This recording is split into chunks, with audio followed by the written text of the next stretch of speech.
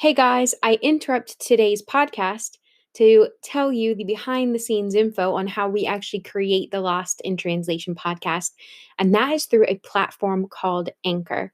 So if you haven't heard of Anchor before, it's the easiest way to make a podcast, and it is completely free, which is amazing. A long time ago, Tom had a podcast called Mid-Table Crisis, and I remember watching him have to individually edit every single segment, and it looked super complicated. So when we knew we wanted to do a podcast, we had to find something that was simple, something that was for complete amateurs, which both of us are. And then I actually found Anchor. So Anchor has creation tools that allow you to record and edit your podcast right from your phone or your computer.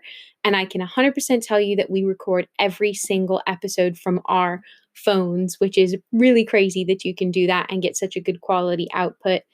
And then what's great about Anchor is once you create your episode, it allows you to distribute your podcast across multiple platforms like Spotify, Apple Podcasts, Google Podcasts, all of the main ones that are out there.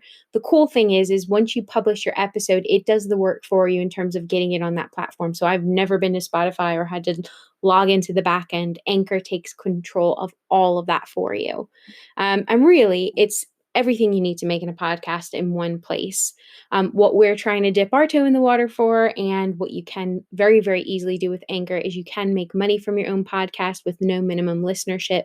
So what Anchor will do is once you want to activate these kinds of ads, it allows you to be able to find brands that want to work with you and feel like they align with the message that you have to say. So if you are interested in creating your own podcast, I know some of you might have used this lockdown to get your vision together, and maybe a podcast is on that.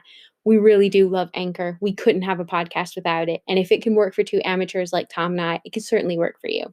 So if you're interested, download the free Anchor app on Google Play or Apple, or go to anchor.fm to get started. And we hope to hear your podcast soon.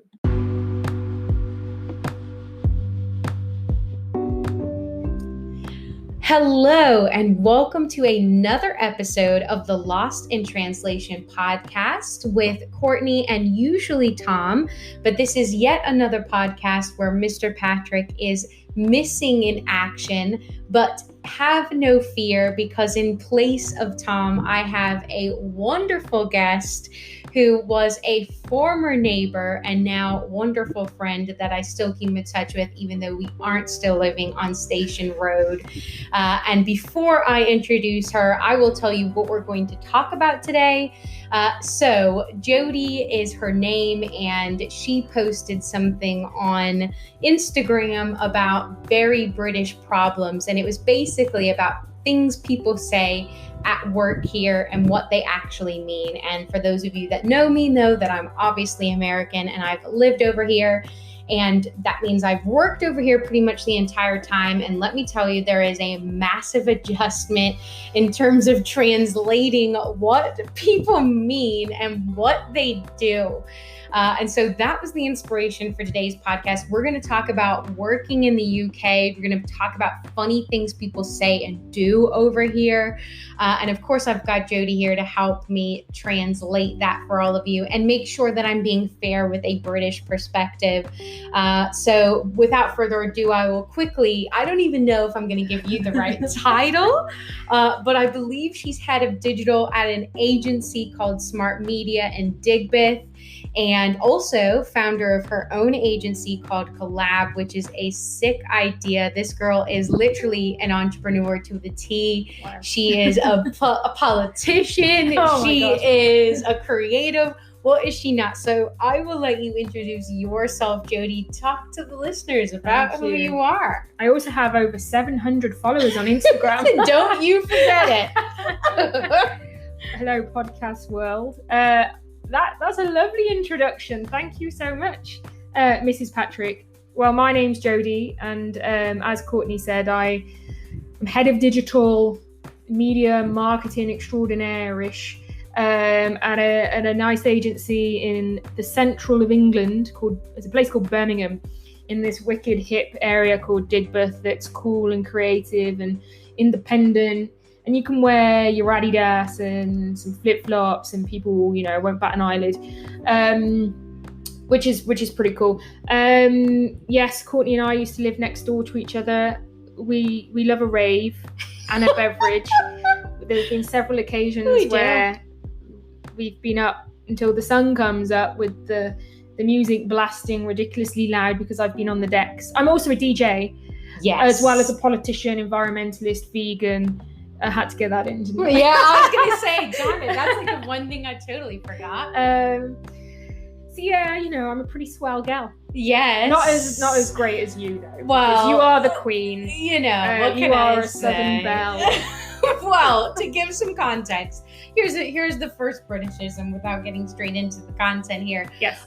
British people in general are quite quiet in comparison to Americans, particularly Southern Americans. So, absolutely, yeah. So normally you sort of politely pass people. You might do a nod or a "you okay" or something of that sort, but you're not going to have a conversation. And so when we first moved to Birmingham, we lived with my in-laws, and then we moved to a place called Moseley, which is, again, a really cool part of Birmingham, very independent. And then we decided to move out to the burbs, and we moved to a place called Northfield, and we moved in. And pretty much instantly after moving in, our neighbors were like so friendly, and they came over and they like asked us about our lives. I think I met Chris before I met you because I was going out for a run. Actually, yeah. And like, okay, so you kind of have this thing in England where if a stranger approaches you, it's usually a dangerous situation. And I was going out for a very run, safe country. and this guy was like, "See you go for a run all the time," and I was like, "Oh my God, what's happening?" And then he was like, "No, because I'm your neighbor." You have to do it in a Welsh accent. Yeah, too. So you're going so for a we run did say next. Welsh. Yeah. First Welsh guest, actually. So yes, and then I guess what they're most iconic for is they rave literally all hours of the night. And I remember thinking like, oh my God, I'm 27 at the time. And I was like, these guys rave all night. They make me feel like a grandma. And we thought they were just having parties all the time. Turns out Jodie comes home from work on a Friday and she'll rave by herself. And you gotta respect that. Oh, I love having a one-woman rave. I've turned my kitchen into something called Chez Pez. Oh my God, yes, we have to. So it's got its own bar. So we have optics of every single spirit you can imagine, and guests can help themselves because they do. Mid-mix, I am not getting you a drink. It's like, just the ice is in the freezer, the glasses are in the cupboard, go and get your own goddamn drink. So yeah, I like to have my own rave, and we've got a laser and really loud speakers and a smoke machine. So it's like walking into a club. I was going to say, give your lasers some credit where credit's due, because they bought it from a nightclub and it adjusts its rhythm to the beats of the music. It's pretty intense. Cool. Well, we've actually upgraded it since then. What? So our old laser used to be just one green line that does all this fancy stuff. And now the laser we've got does several different streams and colours and turns and twists. It is pretty cool. I guess it's time for another kitchen rave. It definitely is. Chez Pez is crying out for the Patricks to come and visit. Well, and guys, from like a Southern perspective, you know, you don't always get the Southern hospitality over here. It's kind of few and far between, although, you know, our hosts we're always grateful to them. These guys, if they're not lying when they say the drinks are a-flowing, they've always got a fridge full of ice cold Diet Cokes. It's like stepping back into Louisiana. So it's a welcome visit. So I hope that gives you guys some context, and we're very grateful to have Jodie. I got her over here after work, which was about like 5:45 or something. She came over. It's now like 9:30 and we're just recording the podcast. So we work in similar industries, and therefore, like, once we start the chats, it just never ends, both from a personal and professional perspective, which is good. So we should be queens of the world is basically what we're saying. If people just listen to us, women in general, to be honest, that it would be, you know, such a better place. It would be. Things would flow. Everybody would be happy. Maybe slightly, you know, hungover. Things would be definitely that one. Things would be tended to. Action plans would be considered. We're proactive girls. We're strategic gals. Yeah, absolutely. You name it, it's counted for. So a lot of attention to detail goes into everything we do. And some might say too much, maybe, but we say not enough. Yeah, Well, we challenge ourselves towards not we enough. don't like those people. No, we don't. We don't. Well, we do. We pity them. Oh yeah. Oh yeah. We actually just talked about that for hours.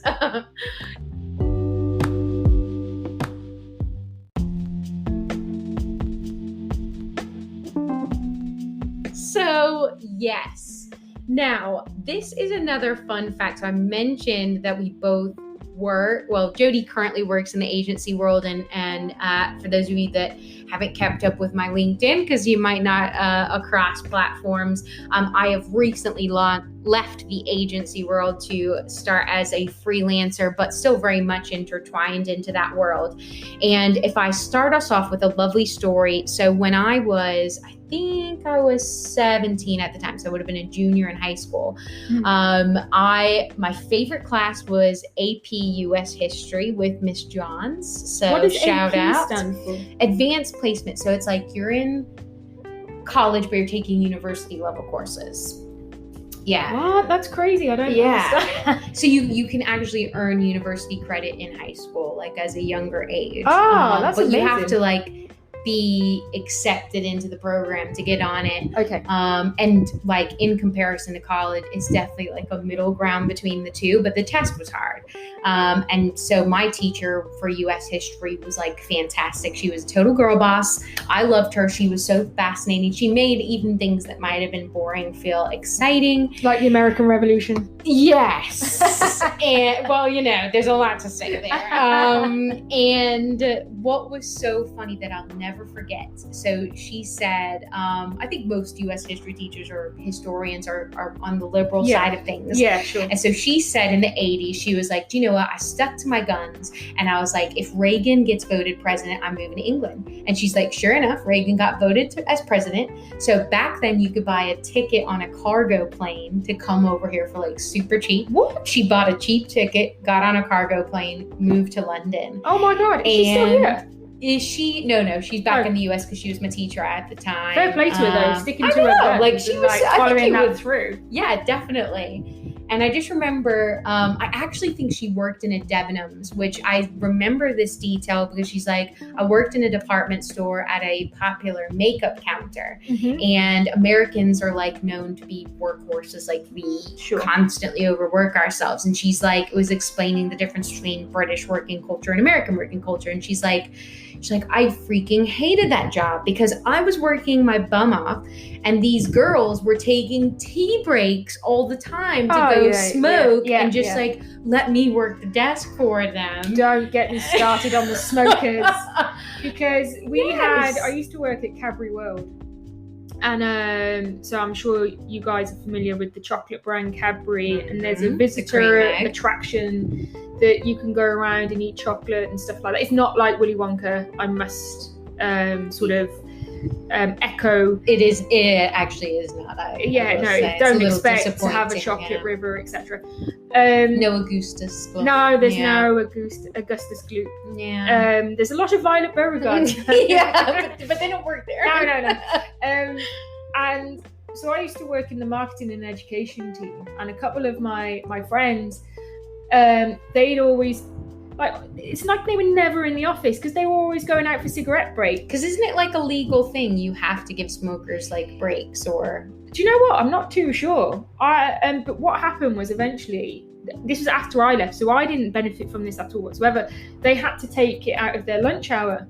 So if you're going out, so what would happen is that they would take their full lunch hour and still have about 92,000 cigarette breaks. Mm-mm. So I could totally sympathise with your ex-historian teacher because I get really frustrated as well because I don't smoke, and I'd be like, hang on a minute, well, my lunch break should surely be longer if these people are taking the piss and, going off on 17,000 jollies. But so this is what I thought everyone in the UK was going to be like. I mean, I stereotyped your country. Yeah, I stereotyped in tea drinkers, which is pretty true. It's actually pretty relevant.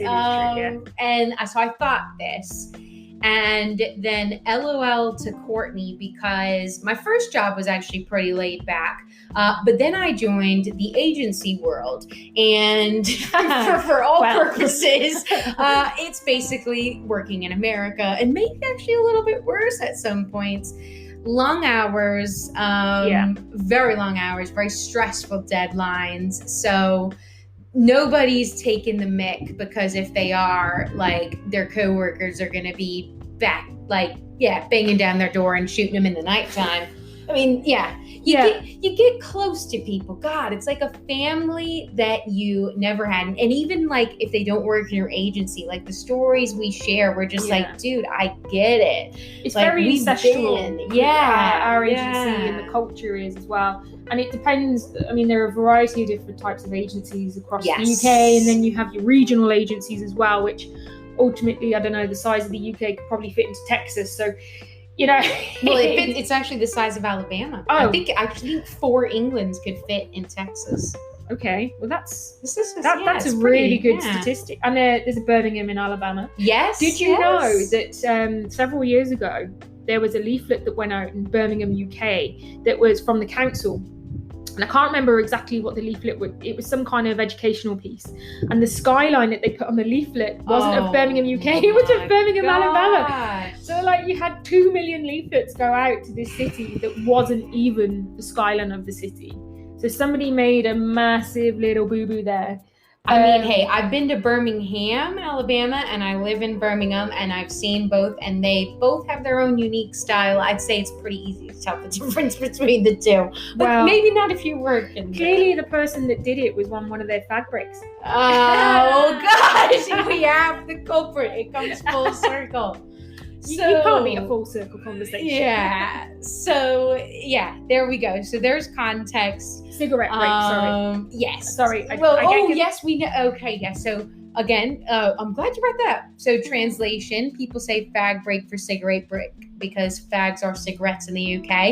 I think most Americans know that, because that's one of those fun facts where when you're like 12, you call somebody a fag and they're like upset, and then you're like, I meant a cigarette. Oh, It's like when somebody calls you, is it a fanny pack or something like that, which is a bum bag? Yeah, and there is a story that if my mom's listening to this, she's probably having heart palpitations, because just Urban Dictionary fanny in the UK, it means something very different over here than it does in the United States. It really does. But it's one of those things where if you're like 12 and you think it's so funny because it's hilarious. So I mean, I'm 35 and a bit, and I still think it's hilarious. I thought it was pretty hilarious when I watched Tom's reaction when my mom said that word out loud for the first time. So I don't think Tom would want to hear fanny coming out of your mouth. Sorry, Mrs. Rochelle. Sorry. She we won't tell the whole story. We'll just embarrass her a little bit. Wow, she really does seed herself into every podcast. So, hey-ho, you gotta respect the madre. So so yes, I give you this context because it's just worth knowing. There are a lot of people across the UK, and obviously especially after COVID-19, that are working their bums off. It's not just all tea breaks, but you do need to know a few things, and I wish I knew this stuff before I moved over here. And I want to start with a funny just part in terms of translation time. So there's an account, I think it's mostly on Twitter, but they obviously have like Instagram and Facebook, called Very British Problems. Yeah. And I think this is what you shared the other day. It was on Instagram, I think. And so let's just start off Did I send it to you? I think I just saw it on your thing, and then we went back and forth. Because then you sent me another one, which we'll go on that. So the thing that you should know, and I actually have some professional stuff to back this up. Basically, my boss at my first agency that I worked with was a part of this like CEO network called Vistage, which is in America and in the UK and around the world.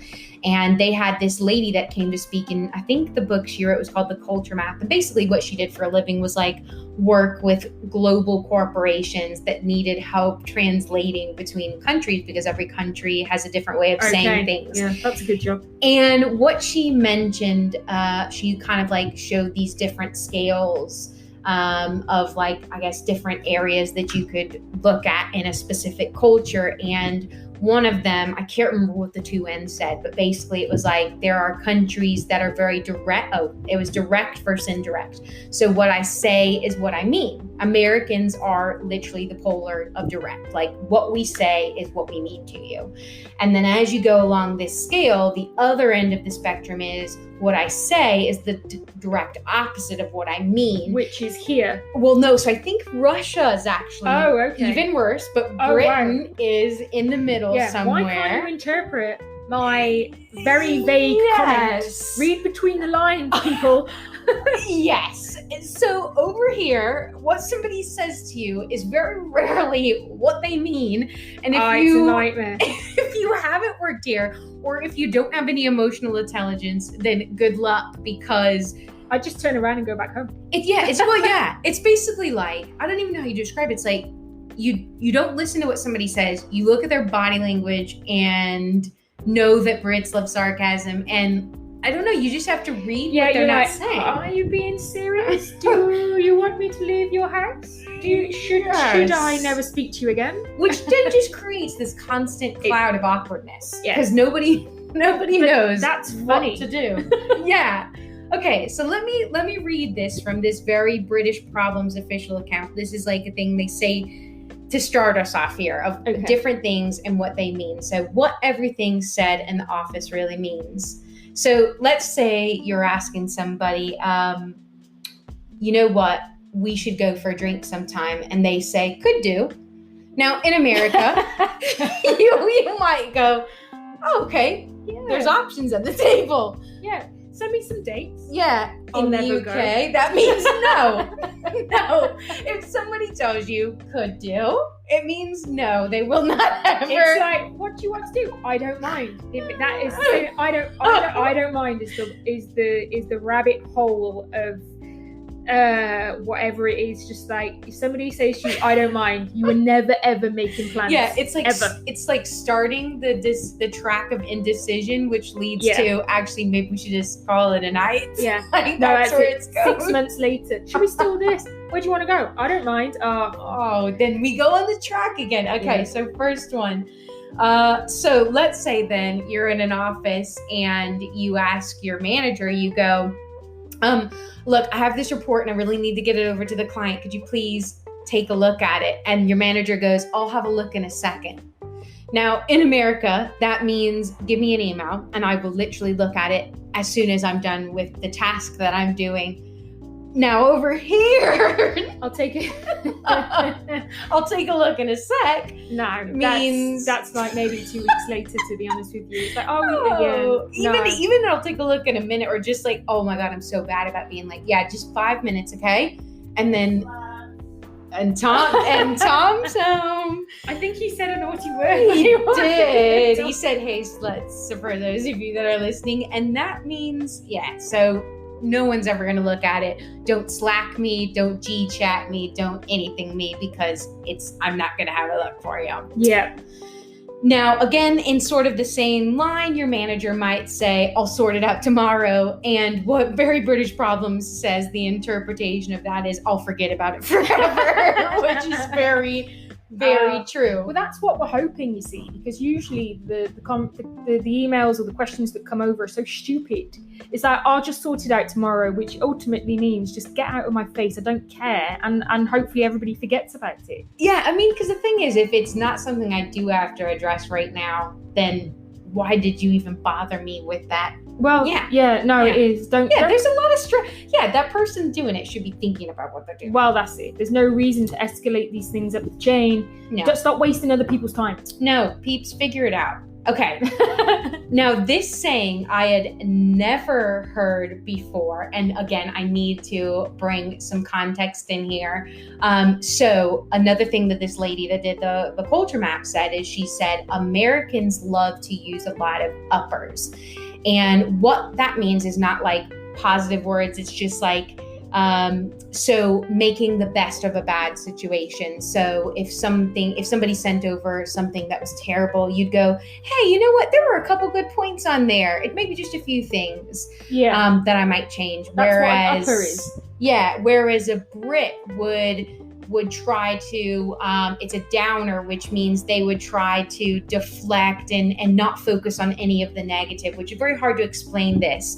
So basically, if the crap hits the fan, for lack of better phrasing there, then they would do everything they could to avoid recognizing that had been the case. And it's like, no, it's fine, it's good, it's fine. Yeah. So let's give a context to bring this next phrase in here. Now, let's say you sent over you've done a project and you've just created utter nonsense. Which is totally not what I do, because I am brilliant at She is non-nonsense stuff. I can verify this. So it's probably one of our colleagues that we worked with, and they've just produced crap. And so then your manager comes in and goes, what's happening? Why hasn't this been sent to the client?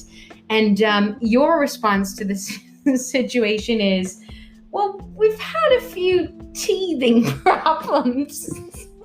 Which I never heard. You've never heard of that before? Not till I came here. That was the first time I ever Really? heard that. Okay. Yeah, because I think and it might just be my personality, but back home, if things were terrible, I'd manage expectations and be like, yeah, look, it's not great, but here's the solution we're going to do. So I'd go with the neg first, but then I'd do the upper to be like, okay, so it's terrible. So, but now I'm going to tell you how we're going to get out of it. That seems like a really constructive way to evaluate the situation. Well, it's more of a direct way of doing it. Whereas here you might go, somebody's bone might be sticking out of their arm and blood's all over the floor, and you might go, I'm actually, for those of you that can't see it, I'm rubbing my palms together because that's also important. We've had a few teething problems.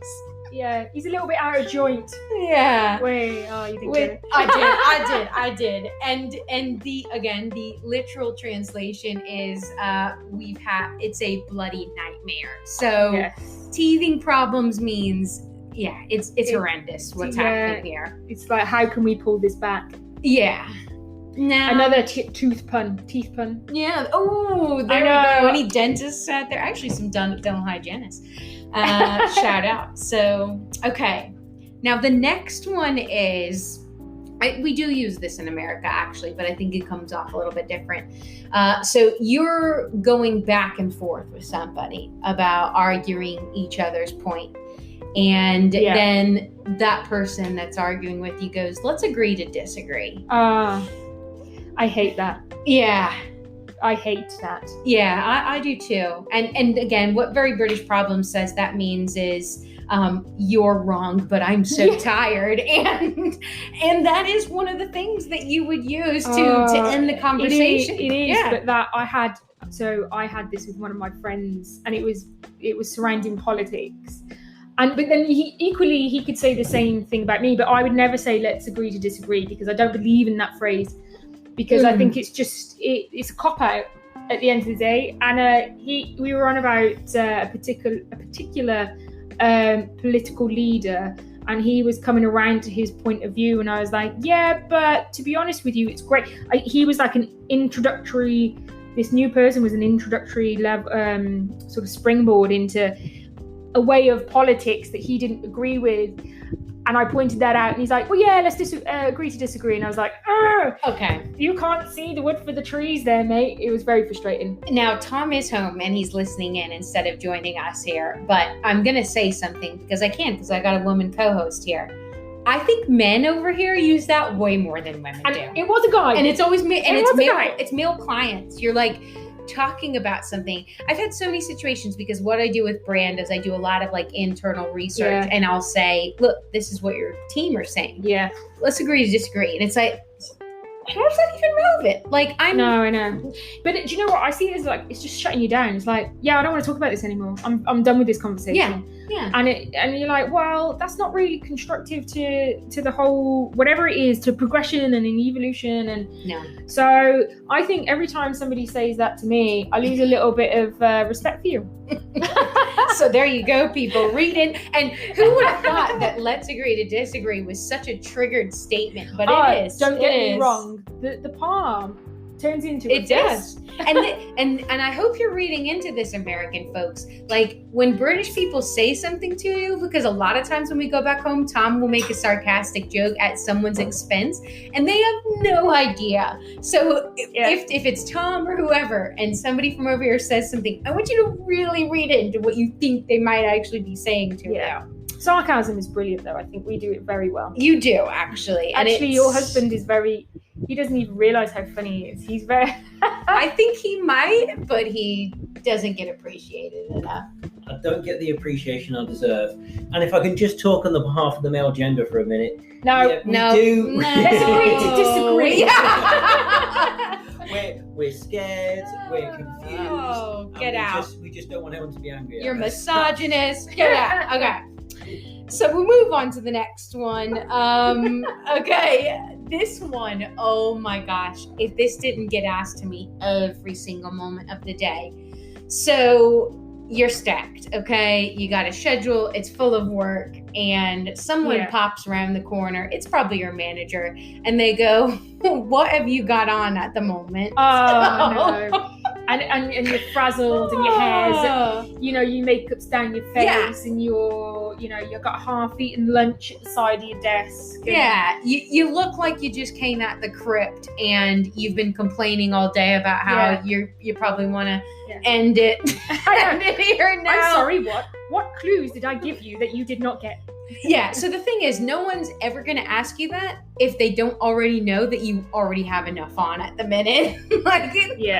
They're softening the blow because, as Very British Problem says, it means your workload's about to triple because that person already knows you're too busy, but they're just saying it out of nicety. I don't know, like, why do we say it? I don't know. See, what I've started doing now, so my MD will sometimes say, he'll sometimes say, well, what are you working on at the moment? And I know that what he's saying, because that's exactly that, what you've just said, it's just a different interpretation. I was like, well, it depends what you're going to ask me.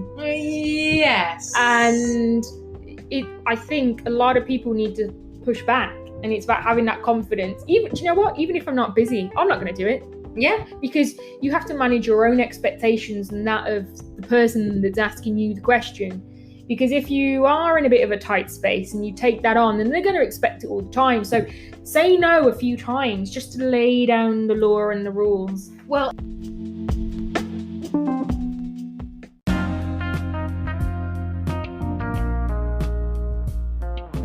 so we actually just realized the podcast cut us off a little bit there. So we'll just move on to the next one here, which is...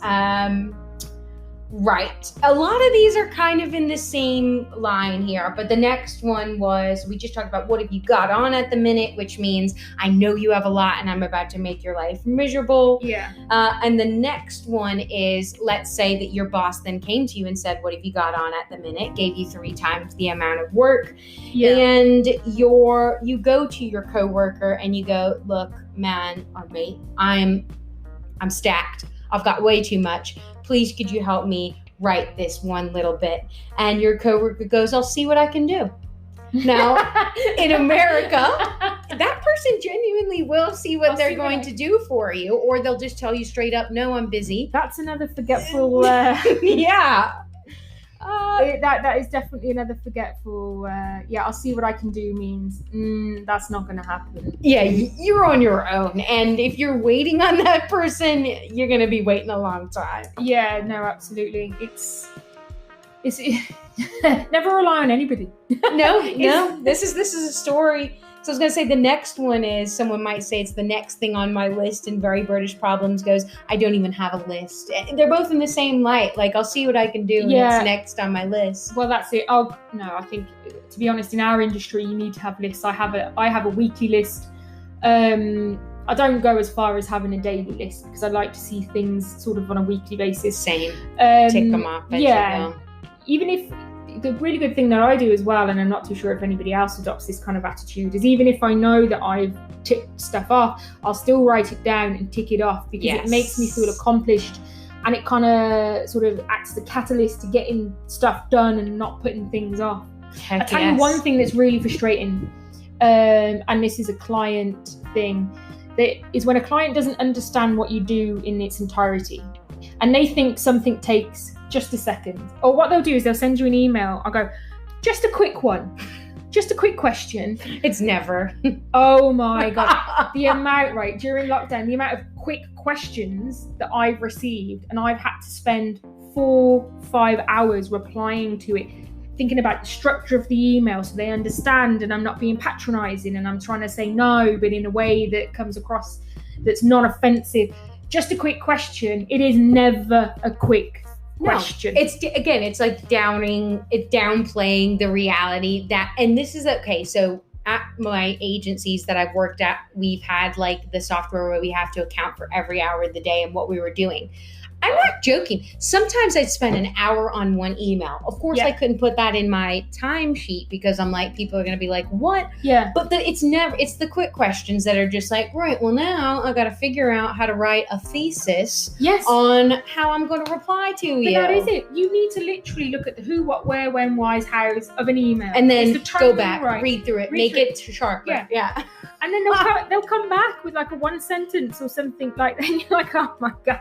No, and if they come back with K and you're like, great, okay. Yeah, I'm glad that sorted that out for you. Now I have no time to do I'm not bitter. Yeah, that really grinds my gears. Now, this is actually in line with that. And again, it's another like polite thing. And before I get into the business context of it, I'm going to bring up the word sorry, which is probably the most used word in Britain. And guys, I kid you not, I realize that I have officially assimilated to life in the UK when somebody ran into me and I said sorry. Yeah. Like you say sorry for everything. It's like, instead of being like pardon or excuse me, it's or even like hello. Like sometimes before I say hello, I'm like, sorry, hi. Yes. It's like the interjection word. I don't even know how to describe it. Well, I think it's just because we're so negative and we're quite conservative. We always expect something that's going to be wrong. So we just apologize. so someone runs into you. I'm just sorry for that. We to be honest, as a nation, we've got a lot to be sorry about. And I think the more people, that say sorry, maybe we can sort of repair bridges and relationships globally. I don't know. It's just like that level of politeness that it's like, I'm gonna always assume it's my bad. Sorry all the time. But I do that as well, and I think we were discussing this earlier, obviously off podcast recording, about being an empath and how you kind of you would absorb different energies and people's, I don't know, vibes and things. And you're automatically assuming this, that, and the other. So you've taken that on before you even realise. And you're processing this stuff in milliseconds. Yes. So you're already apologetic for something that you know isn't your fault, but you just understand that might make the situation better before it's happened. Well, and so, because in America, like, you would never, like, and I don't even know how to describe it. It's like not even a rude thing. Like if somebody else bumped into you, you'd be like, jerk, what? Yeah. You know, or you would just let it go and disregard it. But then like, so I can't even imagine the amount of people when I first moved here, they were like, what a rude lady. Yeah. She bumped into me and she didn't even say sorry. I said sorry to her. But now I've learned, and I don't even know how it happens. One day you wake up and you're just saying sorry for everything. But you know what? Now I'm always going to err on the side of caution. It's just like, you know what? You should. I mean, in a work environment as well, and I don't know whether our office is a little bit different. So I'll put something together and then my MD will go, sorry, but can you just do this? No, you're not sorry. I haven't done it the way you wanted me to do it. And you're trying to sort of lead me into a false sense of security. Don't say that. Don't patronize me. It's not patronizing, but so sorry, but that, I should say that's the most frequently used word. And actually, in that light, the next phrase that Very British Problems brought up was, let's say you're in a situation where you're having a long conversation with a client, and maybe your mind wandered, and you go, sorry, could you just clarify something for me? That means you're dumb. Yeah. I just want to rehear it because I think I misheard it. But you are definitely dumb. No, actually, because it's funny, Very British Problems had another interpretation, but you are spot on. No, because there's two ways to say it. Okay, so there's the loaded gun, and then there's the what? So the loaded gun, you're right. This is all about the inflection. So you might be having a conversation and a client says something silly, or another person, and you go, sorry, could you just clarify this one point that you just said? Which, if you heard my inflection, meant, you stupid cow. How can you not hear the idiocy in that statement? Yeah. You are a CEO of this company and you don't even know what this means? God damn it. Okay, so there's that one. And then there's the, sorry, can I just clarify something here? Which means I have no idea what you've just talked about to me. Oh, it's literally the opposite ends of the scale. Yeah, but it's just all about the delivery, because you're absolutely right. It's like this, the first one which you brought up is like it usually happens when you're like presenting something back, and it's like they've just come back at you. It's like negated all of your work. You're tired, you're overworked, and you go, could you just clarify that point that you've made, which I have a rebuttal to, and it's clearly wrong. Absolutely, and then there's the what is even going on with that statement. So there you go, guys. Even more evidence that it's difficult to tell the difference. That's like sometimes my memory is either brilliant or absolutely rubbish. And if I'm in a networking environment and somebody tells me their name, I will instantly forget it. Yes. What is that? I just don't know, because I think I think my brain has so much information that it just cannot take in anything else, even somebody's name.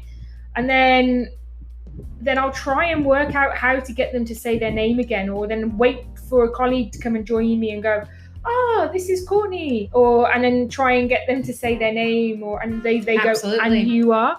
And it's kind of, I feel like that's on the same page. No, they're absolutely. I like to say I have dementia. I do, because I think I've had so many life experiences. There are truly things from my past that I forget. I'm taking you back to the care home in and it's a networking thing. But then, okay, so it's awkward everywhere. Like, let's get real. No, wherever you are in the world, no one loves that moment where you're like, oh my gosh, I don't know their name and they don't have a name badge. But this is it. Is that why in American movies you always see the stickers? Yeah, my name is Jeff. We always have them because it eliminates confusion. And also, so in America though, you have like maybe a 2-time pass. Okay, so it's like, because I think everybody knows in networking, we're all here for the same thing. I don't really care who you are. I just want to sell you whatever. Yeah. So it's like, you might go, oh, I'm sorry, what was your name again? First pass. The second pass at the end is you might just twist it and go, look, I'm going to add you on LinkedIn here. Could you pop your name in my phone or whatever? Oh, the amount of times I've done that. And you can get away with it. Yeah. Now, I don't know what it is about England, but then again, you bring in that layer of awkwardness. You just can't ask somebody flat out for their name again. You can't do the whole like first pass, like, I'm so sorry, I didn't quite catch your name at the beginning. You just carry on like you know them and you know their whole life. So you just wait for this miraculous moment where you just hope that someone's going to come up and be like, Bob, let's go. Yeah. Bob, right. Bob, it's great to see you again. Bob from accounts. Oh, gosh. Oh, it's horrendous. It is. Yeah. Okay. The amount of time. But you know what? I think that's mainly down to alcohol. Yeah. And alcohol... That's actually another thing that I was going to talk about, but I forgot to put it as a topic. It's like, alcohol is a key part of business here, I think. 100%. I mean, you go out, you have drinks, you stay out for a long time, you have 2 hours sleep, you go back to work. This is it. You get on with your working day. If you're lucky, you might take a nap at your desk if there's nobody in. Which I have done. I remember that time you told me about that. You napped under your desk. Yeah, there's been a few times, unfortunately. I have been.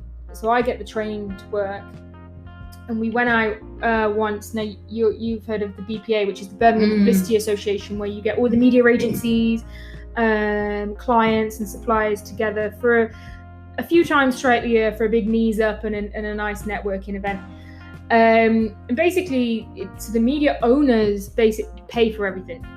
So it's a free bar, and everybody naturally, and this is on a Thursday night, so you still have work on the Friday. Sometimes it's a Friday. There was a summer ball, and oh my God, I got absolutely trashed. I think I got in about 6:30 in the morning, and my alarm went off at 7:30. And oh Jesus, I was so I was dizzy. I was sick in the morning when I got up, and as I was walking to work off the train, I felt that my feet were pounding too hard on the pavement, so I had to like dive down a side road and throw up. I was also sick on the train as well, in between the carriages.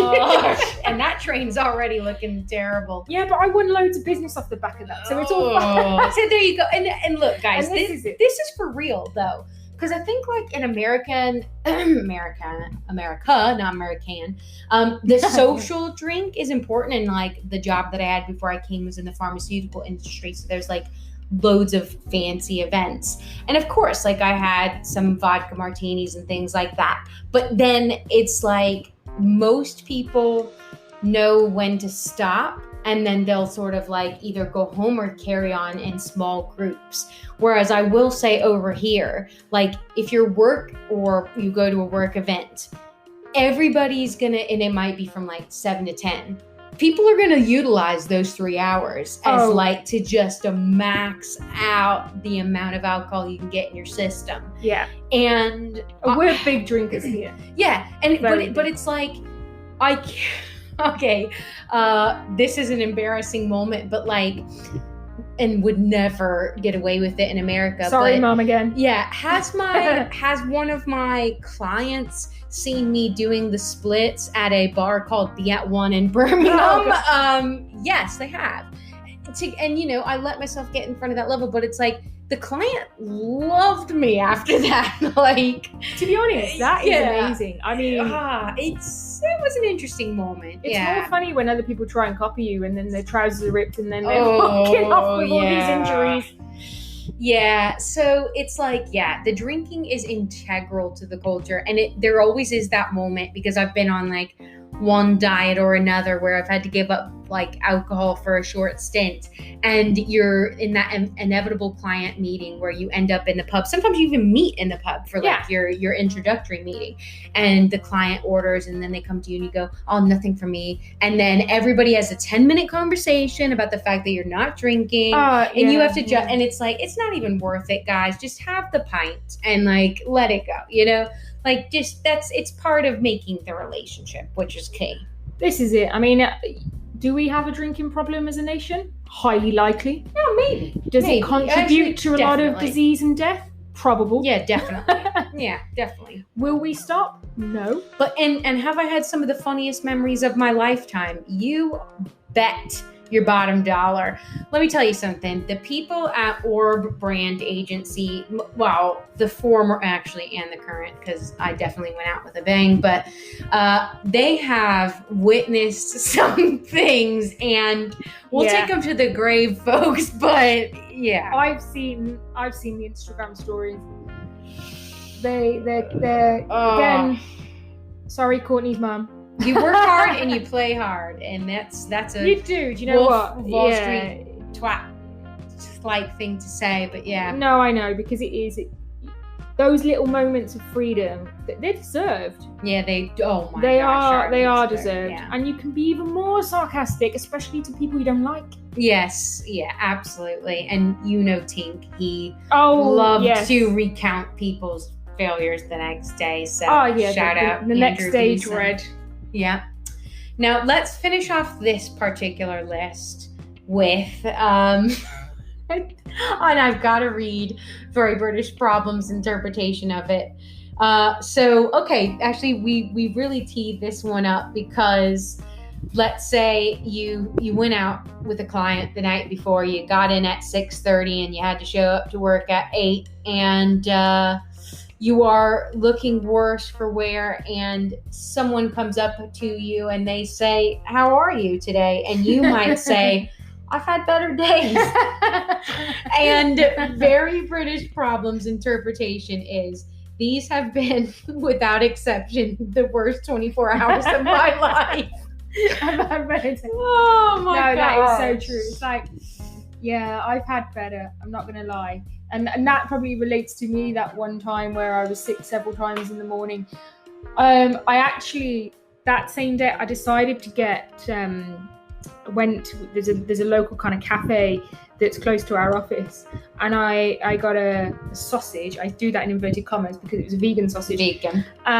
Sausage, mushrooms, and brown sauce sandwich for breakfast. It took me, and that Friday I was going out again on another client thing, so I was super hungover and I had to bring it back around. It took me about 2.5 hours to eat that sandwich, but once I did, I was absolutely fine. The problem is when I got the sandwich and I opened it up, I massively kicked off. And kicking off, if you're familiar with that term, is kind of losing your shit, because they cut my sandwich the wrong way. Now, how dare they? What a bunch of pricks. They cut it vertically instead of horizontally, right? Who does that? No, and because all the stuff is going to go into the middle and dip. And seriously, right? So naturally you're hungover, you've vomited several times in not very good places. And you try and buy something that's hopefully going to make you feel better, and then you open up the sandwich to an absolute disaster. Yeah, and actually, let's break down that hangover moment. I feel like we're doing like a football replay here, but let's break that down, because let's bring in the VAR. Yeah, because in America, sure, do adults have like nights that they wish they hadn't drank so much? Certainly. Let me tell you guys, there is a thing about binge drinking in the UK, and they have told me flat out, you just need to open the gullet more to let the booze down. You don't taste it, okay?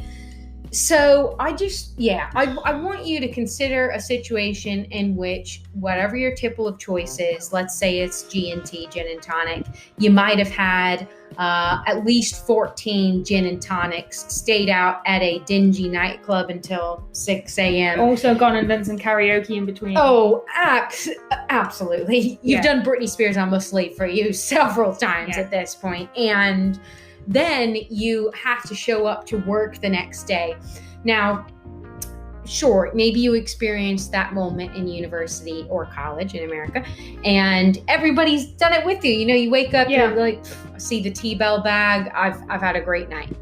No, because now you're an adult and you're contemplating. It transfers into your professional career. Yeah, and you're contemplating, why do I have to exist? Why do I continue to make these decisions? Why can't I be a grown-up? Am I ready to have a house? Should I really be managing multi-million pound budgets? And that's when I've had better days, and then somebody goes and cuts your sandwich wrong. You're ready to flip tables. I kid you not. That was probably one of the worst days of my life. Yeah, it all comes crashing down. Yeah. And do you know what happened today? I had a flashback. Well, I didn't have a flashback. So my husband, bless him, he makes homemade soup, and delivered my soup to my working from home desk, right? And we had a piece of bread, and I was like, oh, sorry, he had a piece of bread. I said, I wish I had a piece of bread. So I'll cut it in half and give it to you. What did he do? He fucking cut it, and I pardon my friend. He cut it the wrong way. He's never done that. I nearly lost my shit again. I went, what the hell is this? He looked at me as if I was a spoilt brat. I was like, I've told you the story of the sandwich. Trigger warning. I was like, why would you do this to me, Chris? Why? What? It's a hot day. We're both sitting here eating hot soup, and you've gone and cut my bloody bread the wrong way. Yeah, look, you're probably all thinking, that this is really out of order, but context is everything, and it was. No, and I actually use this example because if we say, you are genuinely bleeding, someone says we're having a few teething problems, you are having the worst 24 hours of your life, you say, I've had better days. When it comes to the big stuff, the Brits are very, very good about downplaying it. Like, look, as far as you're concerned, Mr. Outsider, everything's A-okay inside this brain of mine. But then everyone here's got that one little tiny thing that they, as you said, kick off at. And it's always something that's like, wasn't expecting that to be the thing. Your bread. I had a friend who, in a presentation, she knows who she is, what had RBF, which again, Urban Dictionary, that if you don't know what that is. And sometimes you might say a word like roots, and she would just pop right off. Like, that's it, done for. She's going to give you a piece of it. So everybody's got their thing here. It was Gemma, obviously. Oh, of course. If she's listening, we love you, girl. But yeah, you are. We absolutely There's do. been lots of moments of that. So everybody's got their moments. Not just her. You got bread. Yeah, just cut your bread properly, man. Yeah. I mean, it's not much to ask, is it? No. And that's the bread saga.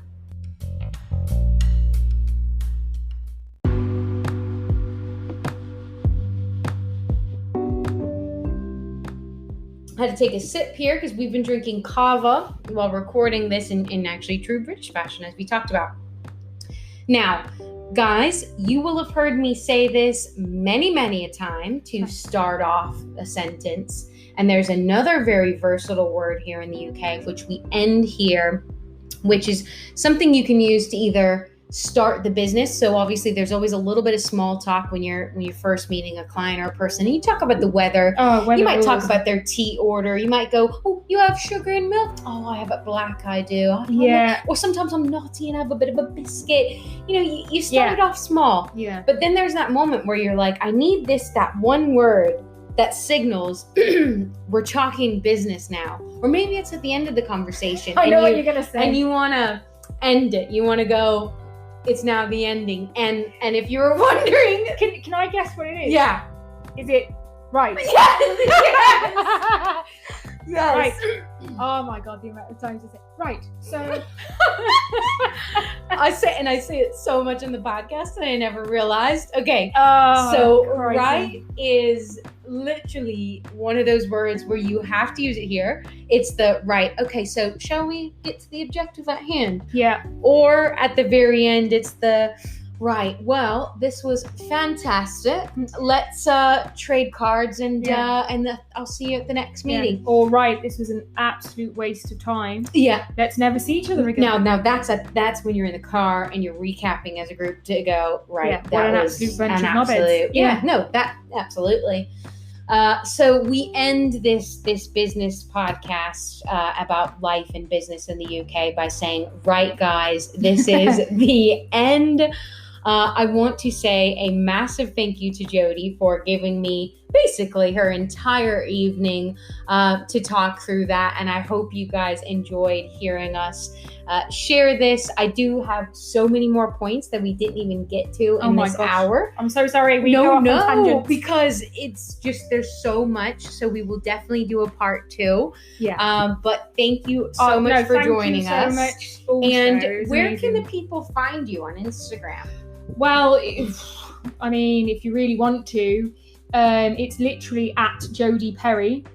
And on Twitter, you get 2 different types of Jodie. There's Instagram Jodie, which is quite alcoholic.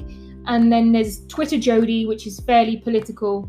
You get the best of both. Wow, this is it. I mean, the different platforms, different Jodies. And Twitter is at Jodie Perry 1985. But also on LinkedIn, I'm on there as well. I've got a face and stuff. Yeah, But, and very professional. Thank you. And maybe not Instagram so much. Well, we all use our Insta for our own endeavors. Well, there, this is so. it. Yeah, but So no, that's thank you. So it's been an absolute pleasure, and I hope people have enjoyed the ramblings Of these 2 gals. Yes, right. No, well, right. And on that point, guys, thank you again for tuning in. We hope you enjoy. There is a feature if you are listening to us on Anchor where you can leave us voice messages. So if there is anything that you want to say, you could be featured on the podcast if you want to share your thoughts. But other than that, have a fantastic week, and we will see you again next week for our next episode. Goodbye. Bye.